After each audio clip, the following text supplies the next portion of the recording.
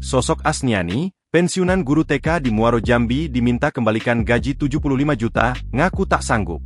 Sosok Asniani, 60 tahun pensiunan guru TK di Muaro Jambi jadi sorotan, usai viral diminta kembalikan uang sekitar 75 juta.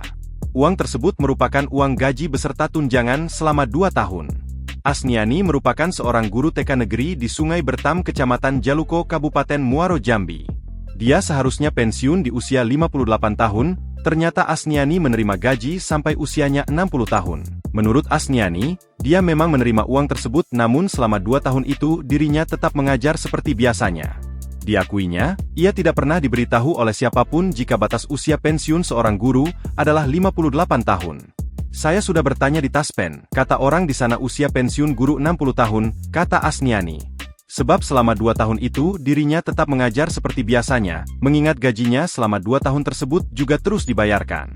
Selama 2 tahun, saya mengajar dan absen seperti biasa dan menerima gaji seperti biasanya termasuk gaji 13, kata Asniani. Menurut Asniani, kalau memang pensiunnya di usia 58 tahun seharusnya gajinya dihentikan waktu itu dan diberitahu agar stop mengajar. Ia mengaku pada 2023 lalu, dirinya sudah mengurus berkas pensiunnya di Badan Kepegawaian Daerah Muaro Jambi namun tidak direspons oleh pihak BKD dan akhirnya mengendap sampai 2024. Kemudian beberapa bulan lalu dirinya bermaksud menanyakan kepada BKD terkait berkas yang dia masukkan tahun lalu.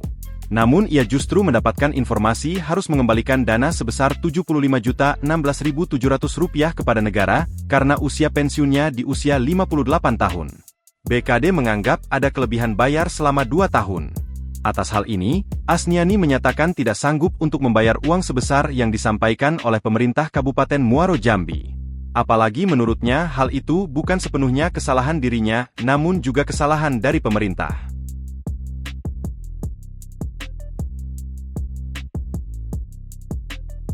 Download Tribun X sekarang, menghadirkan lokal menjadi Indonesia.